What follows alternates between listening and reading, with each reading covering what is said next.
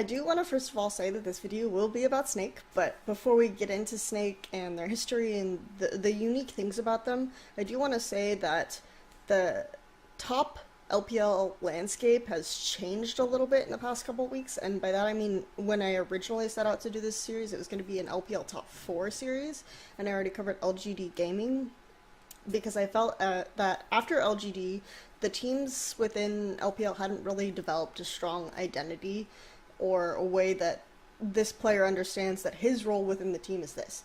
Clement Chu, as I said, already calls it a system. Now I feel that this has expanded to Vici Gaming and Invictus Gaming, and so I can clearly identify what those systems and what those identities are. So I will make videos for them, and they've done a lot of improvement over the past couple weeks. And you might say, well, Vici Gaming hasn't played that much. How can you say that? But it is within the way that they've established their roles. So I will cover that, and I will be expanding this series. However, getting into Snake, and hopefully after I roll this out, it will roll out much more smoothly, and I might go to Vici Gaming and IG next, or go to OMG as was originally planned, but I'll still save Esport Gaming for last. So, covering Snake.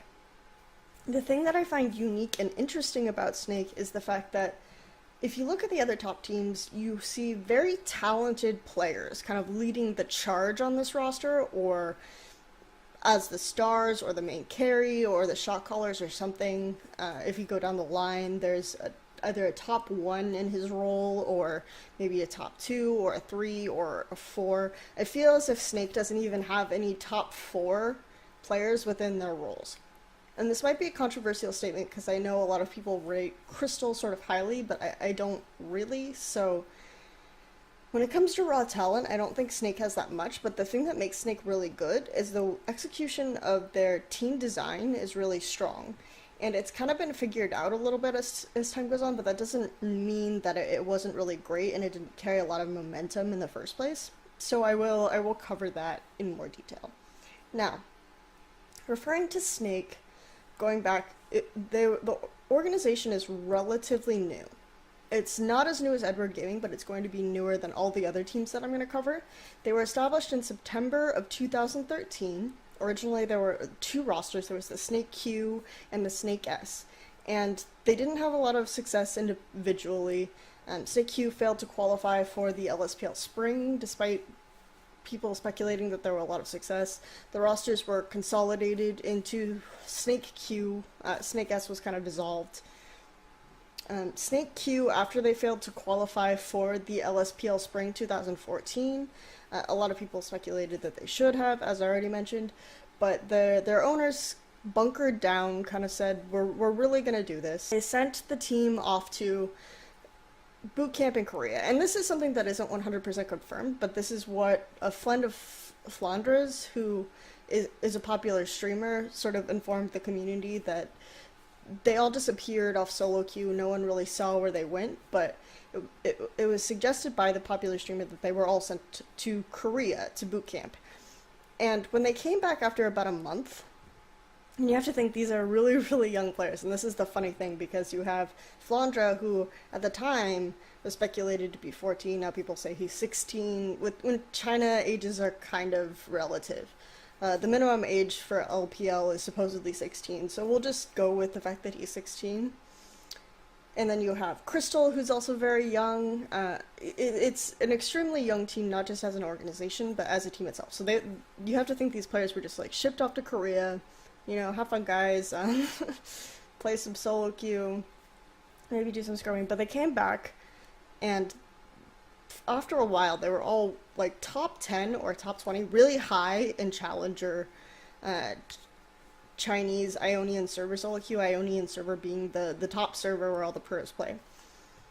And Copy, or Baka as he now is, was number 1 for a while. Started doing really well in amateur tournaments. I think they took 3rd in the IET amateur event. They started placing much higher, and then when it went into TGA, Tencent Games Arena Grand Prix, which qualifies you for LSPL Summer, they placed first, if I recall correctly. They placed first in Tencent Games Arena to qualify for LSPL Summer.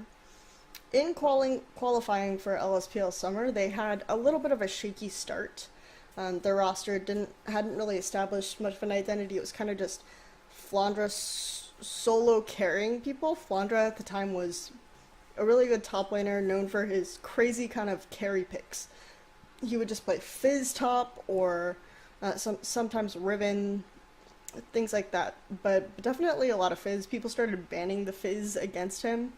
But he was known as kind of the next PDD was the nickname people were giving him, that he was going to be this great carry top laner.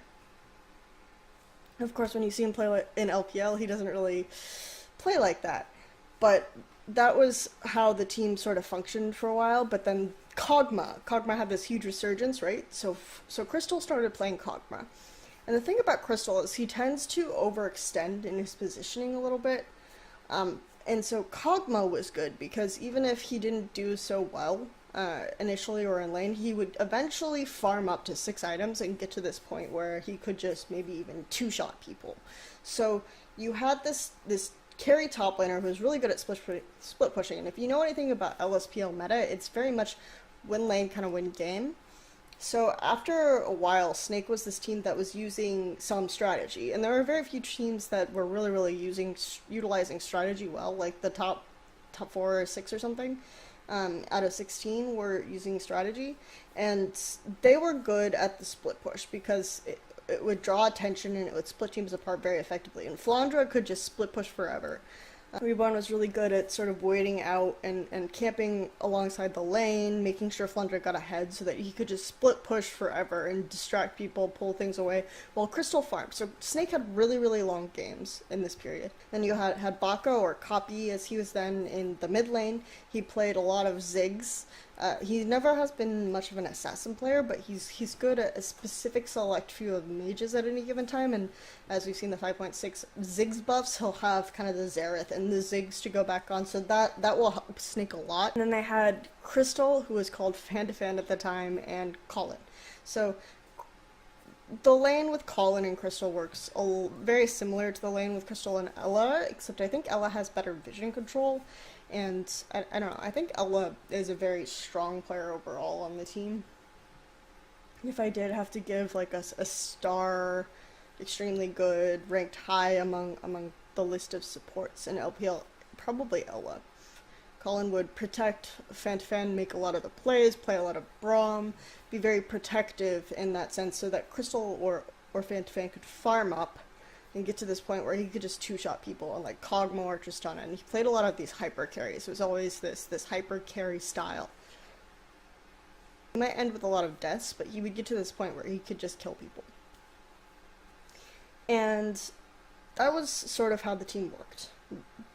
Copy would stall out the game with the Ziggs clear. Flandra would be constantly split pushing. Colin and Crystal would do their thing in their bottom lane. So if you think about it, they have sort of a similar style, but obviously when it got to these off-season tournaments, King, the first place LSPL team, started winning a lot, and not winning so much because Edward Gaming won almost everything, but King would be second place. And then they even won one over Edward Gaming. They only really ever got eliminated from an event by Edward Gaming, whereas Snake was having a lot less success. They weren't placing nearly as well. They were getting eliminated in the early stages of some tournaments, so it was clear that their system or the way the roster was working, despite the fact that they were auto-promoted to LPL, wasn't really working for them. So they ended up changing their jungler and their support for these Korean players that weren't really well known. Ella was from Avalanche, which was a team that did they even qualify? I don't think they qualified for OGN. I think they were in an OGN qualifier and they didn't make it. And then Beast was on a roster, the Big Foul Miracle roster, that didn't really go very far. It got out in round of 16. So people were wondering, because at the time there were a lot of rumors that Snake had this large amount of money, right? They were speculated that they were maybe sponsored by China Rare Earth because they had these logos for the China Rare Earth. And if you don't know what China Rare Earth is, it's a really wealthy company that specializes in rare earth products. But it's huge. It has a large part of the market. So people were thinking, okay, they have a lot of money. Why are they getting these mid-tier Korean players? And in the offseason, again, even after they added Ella and Beast, and I think, again, this speaks to how well the team works together and how teamwork is their strongest asset rather than a particular individual player, because they weren't doing well in the offseason just based on this non-meshing roster. They did really poorly. They lost to WE. A lot of teams lost to WE, but they had substitutes in the Demacia Cup, things of that nature. They didn't do that great at WGT, so there were a lot of expectations for Snake to perform when they got into LPL. And then this is where we'll get into their identity and the individual players and kind of how they fit into the team.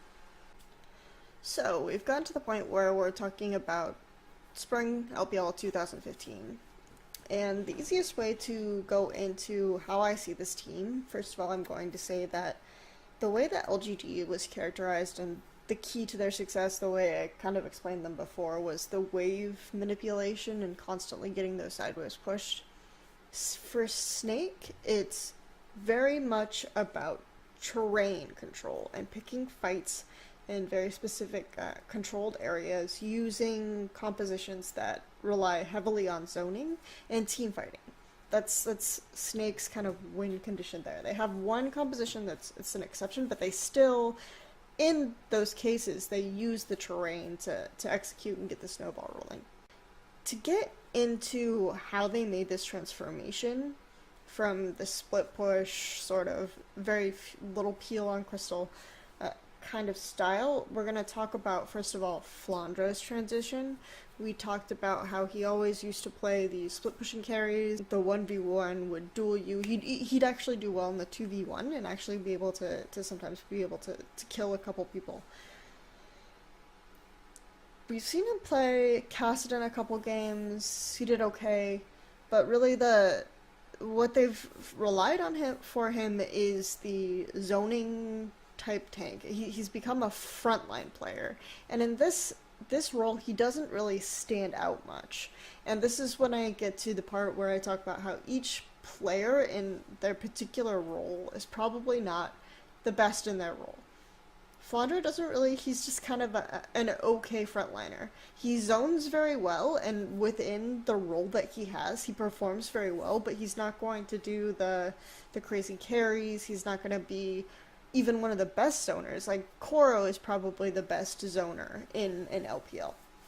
And Going does a very decent job as well. So we've got Flandra in this position where he's kind of middle of the pack in what he's doing, when he used to really excel in this carry role. But because of the way the team is constructed, it makes the team better overall.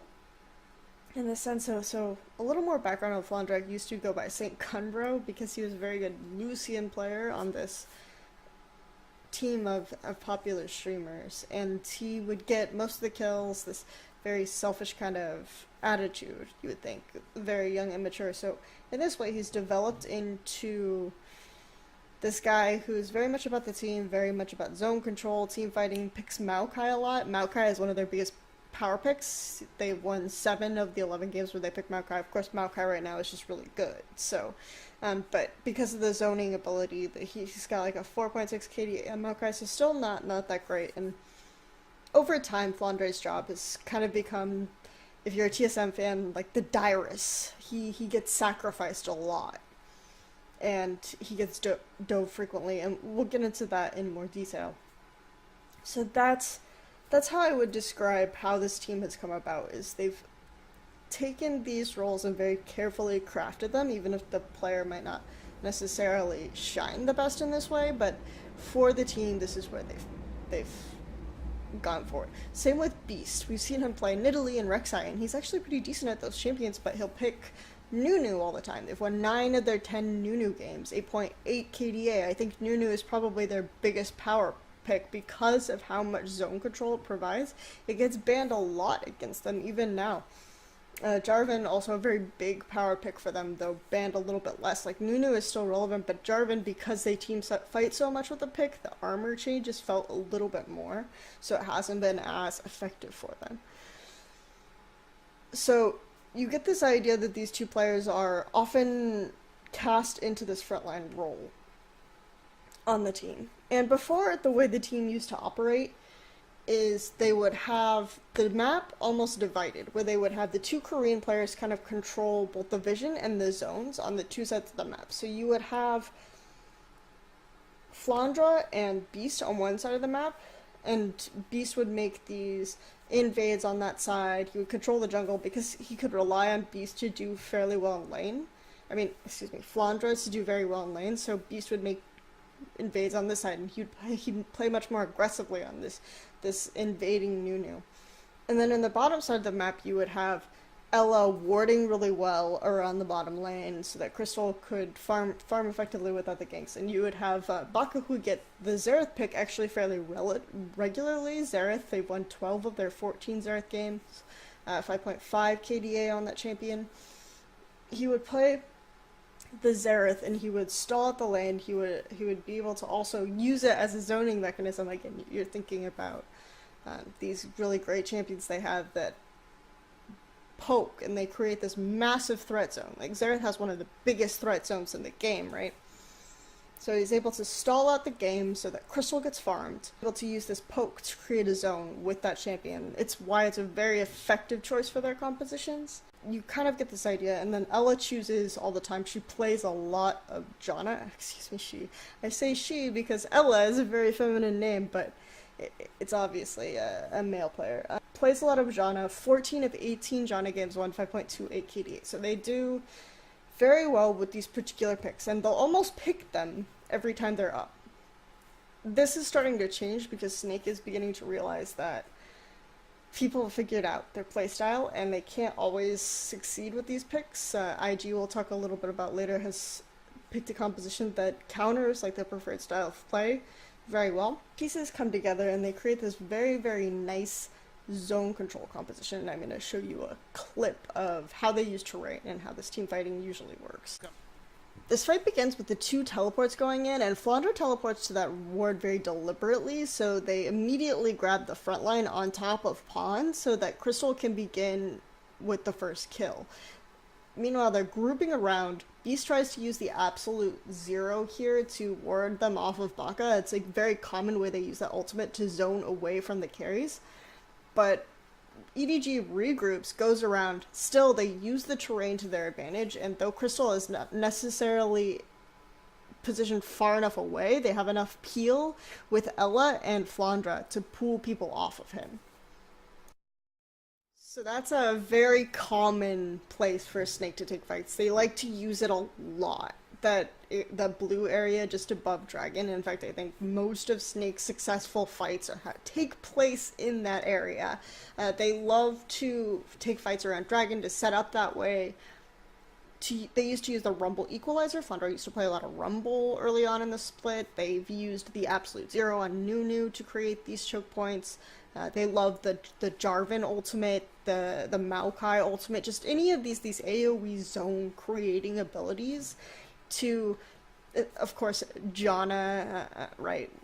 We're adding just layers and layers of these types of champions, these types of picks, and they just use it in these choke points and in these terrains to constantly get the fights that they want. Most of these situations, it doesn't matter where Flandra or Crystal stands, because they can get someone with a zoning ability in between him and the enemy.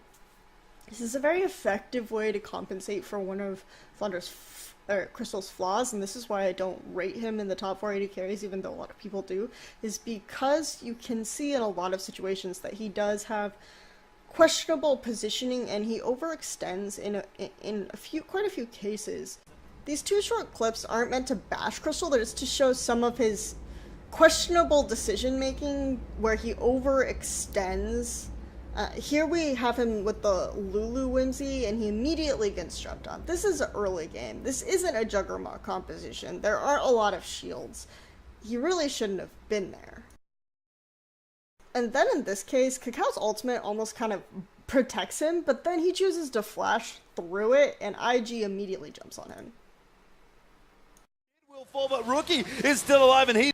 Again, those clips weren't meant to bash Crystal. I'm not some crazy Crystal hater. It was just to highlight that when I say Crystal isn't a top 4 AD carry in LPL, that's why. Just the questionable position decision making that he has that sometimes can cost the team to lose the fight when they have so much writing on him. When they pick these things to peel for him, to buff him, like the Nunu, the Lulu, and then he makes those decisions, it's just it puts things into perspective for me as to how highly I want to rate him and how much work the team is doing around him. Just the fact that they go out of their way to pick most of their fights in these terrain choke situations, the fact that they bring all of these zoning abilities, they really need these fights to work, and they really need Crystal to come out and look like and be the star. And that is the magic of Snake. That's why they're so effective. It has nothing to do with one player, Crystal being a god, or it has to do with how effective their frontlining is. Like, this is the thing that I like about Snake. This is the thing that's cool about Snake, is this how they're able to set up fights effectively in the places that they want to take them, and then use the frontline the way they do. Like, people don't talk about that enough. They talk about Crystal, and it's not, I don't hate Crystal, but this is the thing that I'd rather discuss when talking about Snake. Just wanted to clarify my thoughts on Snake and my thoughts on Crystal very quickly before we move on. They have played one other composition that isn't a protect the AD carry composition, really. They've played, well, that's not true, they've played like a Kassadin-centric comp, but they still had a lot of zoning for Crystal, and Flandra was the carry in a couple of those games. But really, this composition I really like a whole lot, because I feel it has a good identity, and this is not the Kassadin composition. This is a poke composition that they've run 3 times. 2 games they've won. A game against LGD and a game against OMG they won. And a game they lost. The problem with this composition is that it's fairly easily banned out, and we'll talk more about how easy it is to ban out Snake probably next. But it's you ban Xerath, and it's pretty much gone for them. It's a poke composition with Nidalee and Xerath. It is very smart. It's really hard to siege against, it's really hard to close against, because Xerath is just so effective at first clearing out the minion wave, getting the poke really well. Nidalee is actually really on point. His spears are really great. I could actually see them playing Nidalee in a Juggernaut composition if they wanted to, if Lulu wasn't banned against them. But as I said, I really like this composition. I think it's very effective. The thing is that when they played it twice against OMG, the first time they played it against OMG OMG tunneled onto Crystal, right? Because this is the genius of it, that all of Snake's compositions are about Crystal, except this one, right? And OMG hadn't played it against it before, and they didn't really bother to think about it, I don't think. They just ganked Crystal over and over and over again, and then Snake adapted really well. They used their terrain advantage again. Again, this is still, Snake loves terrain, Snake loves to fight in terrain, and they make this great flank around UZI, and this is what begins to turn the game back in their favor, and I'll just show you the clip right now. Once again, OMG is killing Snake's bottom lane for the second or third time this game, whatever. Snake is used to them doing this, so they begin with a flank, because they want to punish OMG for this overextension now. Snake had sight of Loveling, so they know where the jungler is, and OMG begins to realize what's happening, so they start pinging these Snake members, and they're trying to chase, but they're really just too slow.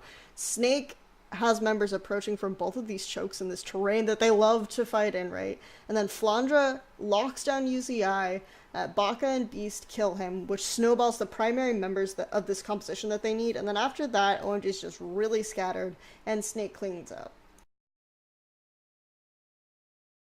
Okay, so as I said, I really like this composition because I think it features other members of the Snake team. It allows Beast, it allows Baka to shine, and this is the kind of creativity that they're going to start to need. They're getting to this point where people are figuring out the weaknesses and how they play, and they're getting a little bit more desperate in their play style. They're becoming more desperate. They're closing in on Crystal, and they're kind of cramping him. They realize that they need to get Crystal ahead. They start sacrificing more and more to get Crystal ahead. Beast no longer is on the side of the map with Flandra because part of it is the lane swap issue, and they can't really get Flandra in the front line ahead in a lot of these lane swaps that are becoming increasingly popular because that would sacrifice too much from getting Crystal ahead, right? So And again, the 2v1, it's hard to get kills in that, especially if you're a tank. So camping the top is no longer really good. Beast no longer has an advantage in the side that Flandra's in. He can't really win any of these invades, so he's not going to be on that side of the map. He's going to be on the side of the map with Crystal. This means that they pretty much just ignore Flandra. And if you guys have seen Monte Cristo's recent video breakdown where he looks at the Vici Gaming versus Snake set, it's really good because he does point out the fact that Flandra gets sacrificed so hard that he falls behind like 50, 60 CS, 70 CS eventually in the lane swap just because they leave him alone and they just are focused on Crystal getting ahead, which he doesn't because Mata zones him off CS so effectively. So they're really not doing well in this lane swap situation at all. That's something that they're going to need to have to solve. Just to sort of highlight how bad they are in lane swaps, I'm going to show you one more clip from the Snake versus Invictus Gaming second game, and that should hopefully give you an idea more of what I'm talking about. So this is a bit of a long clip that starts with a tower dive onto Flandra. Invictus Gaming is immediately just going to get this tower here. Nothing too exciting to see. Snake realizes probably that they have to get some kind of trade to answer for this, so they're going to start looping around to the bottom side in a little bit, because IG just keeps pressuring it. Again, they're completely ignoring Flandra and his time of need. They're completely ignoring that side of the map because I don't think they know how to operate in situations where they don't necessarily have this advantage. So instead, they're going to try to make a play on bottom side. They know at this point where Zetai is, so they're pinging over to where Zetai is. Beast and Ella begin to initiate on Zetai, but because Maokai is kind of ridiculous right now, he's going to be able to turn on them with his ultimate ability and use the damage back on them. And he almost kills Beast here, but Crystal eventually will show up and kill him. Whatever. So they get that, but then immediately Snake pulls off. Meanwhile, IG is still there. They dive Flandra again. Just kill him, you know, and then they take this final turret here just to emphasize how much Snake loses these lane swaps. So of course the problem with losing the lane swap isn't just that you're coming in with a disadvantage into later parts of the game, which is where Snake likes to win, right? So first of all, first step to dismantling Snake, lane swap against them, really punish the top lane. The reason why this is so effective is because, again, what I talked about, the team's strength isn't Crystal. The team's strength is their teamwork, the way that they use their front line. If their front line isn't going to be ahead, if Flandra is going to be so far behind, they're not going to have as much success with the zoning that they like to do. They're not going to have as effective a front line. The front line is just going to immediately get blown up, and they won't be able to team fight as effectively around Crystal in this way. Even if Crystal was some positional god, if he had a poor front line, it would expose him a lot more. So this is the problem with the way Snake likes to play and the fact that they're having difficulty in their lane swap. The other problem with Snake, and the other way to defeat them, is to ban them out. They actually are really, I listed these picks that are power picks. They're not just power picks, they're really, really reliant on a lot of these picks. Baka hasn't been effective on champions other than Xerath in a really meaningful way. Beast has trouble finding effectiveness on champions that aren't Nunu or Jarvan just because they don't have these heavy zoning abilities. And that's why the Xerath Nidalee comp is so great, but again, if they ban out Xerath, they can't really seem to execute that either. You can't, and then of course, You can ban out Crystal's AD carries, his effective Kalista or his effective Kog'Maw. You can ban out the Lulu and get rid of some of these Kog'Maw compositions that people like to do. So VG Gaming took that strategy to counter Snake. They banned out the Xerath, they banned out Kalista and Kog'Maw, and then Snake just kind of fell apart because they tried to play this Corki, and Corki doesn't have the hyperscaling, and then also VG Gaming did the effective lane swap against them.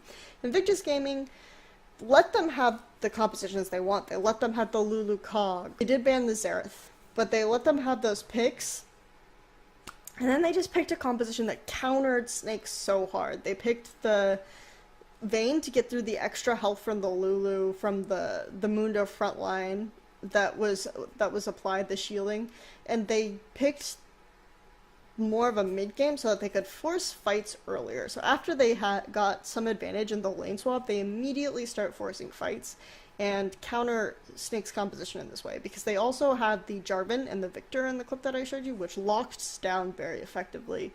Of course, that one clip I showed, Kakao almost used it to save Crystal, but then Crystal flashed forward and died.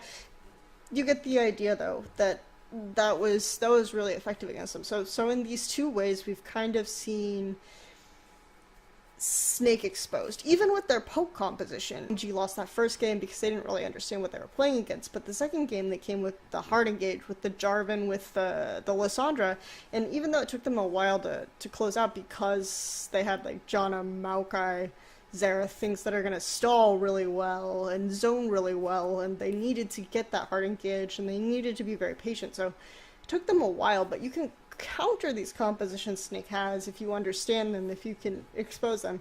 So this is a problem, that Snake has very one-dimensional playstyles, and if they don't get the fights in that terrain, if they don't get the picks that they like, they really struggle, especially in the lane swap, as I mentioned.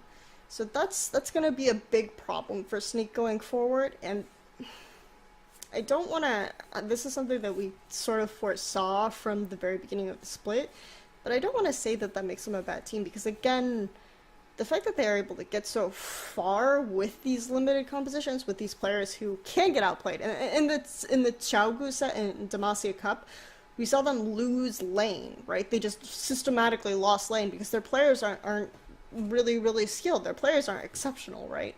So this is the position that you're in, where their teamwork is just, it speaks so highly of their teamwork, of how well they're able to execute these fights. So I want to say that Snake is still a really strong team. They're still definitely a top 6 team, but they have hurdles they want to overcome if they want to place, if they want to end up top 4, if they want to end up in the finals, if they want to end up in the semifinals. So, but I'm looking forward to seeing what else they can pull out. And this has been the video on Snake. Again, I'm not sure who the next team is going to be that I'm going to cover, but thanks a lot for watching. Subscribe to our YouTube channel, and please follow us on Twitter at ChineseLolBC. Thank you very much. The very talented players kind of leading the charge on this roster, or as the stars, or the main carry, or the shot callers, or something. If you go down the line, there's either a top 1 in his role, or maybe a top 2, or a 3, or a 4. I feel as if Snake doesn't even have any top 4 players within their roles. And this might be a controversial statement, because I know a lot of people rate Crystal sort of highly, but I don't really, so when it comes to raw talent, I don't think Snake has that much, but the thing that makes Snake really good is the execution of their team design is really strong. And it's kind of been figured out a little bit as time goes on, but that doesn't mean that it wasn't.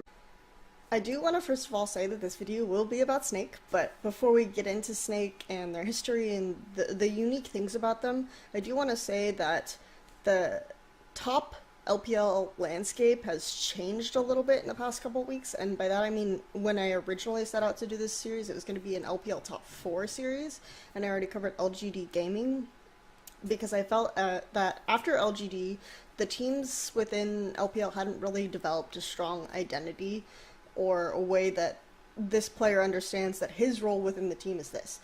Clement Chu, as I said, already calls it a system, Now I feel that this has expanded to VG Gaming and Invictus Gaming, and so I can clearly identify where they failed to qualify for the LSPL Spring 2014. A lot of people speculated that they should have, as I already mentioned, but their owners bunkered down, kind of said, we're really gonna do this. They sent the team off to boot camp in Korea, and this is something that isn't 100% confirmed, but this is what a friend of Flanders, who is a popular streamer, sort of informed the community that they all disappeared off solo queue. No one really saw where they went, but it was suggested by the popular streamer that they were all sent to Korea to boot camp. And when they came back after about a month, and you have to think these are really, really young players, and this is the really great, and it didn't carry a lot of momentum in the first place. So I will cover that in more detail. Now, referring to Snake, going back, the organization is relatively new. It's not as new as Edward Gaming, but it's going to be newer than all the other teams that I'm going to cover. They were established in September of 2013. Originally, there were two rosters. There was the Snake Q and the Snake S. And they didn't have a lot of success individually. Snake Q failed to qualify for the LSPL Spring, despite people speculating that there were a lot of success. The rosters were consolidated into Snake Q. Snake S was kind of dissolved.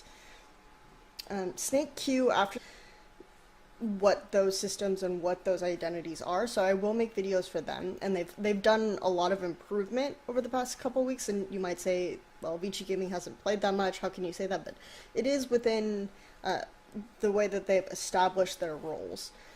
So I will cover that, and I will be expanding this series. However, getting into Snake, and hopefully after I roll this out, it will roll out much more smoothly, and I might go to VG Gaming and IG next, or go to OMG as it was originally planned, but I'll still save Edward Gaming for last. So, covering Snake. The thing that I find unique and interesting about Snake is the fact that if you look at the other top teams, you see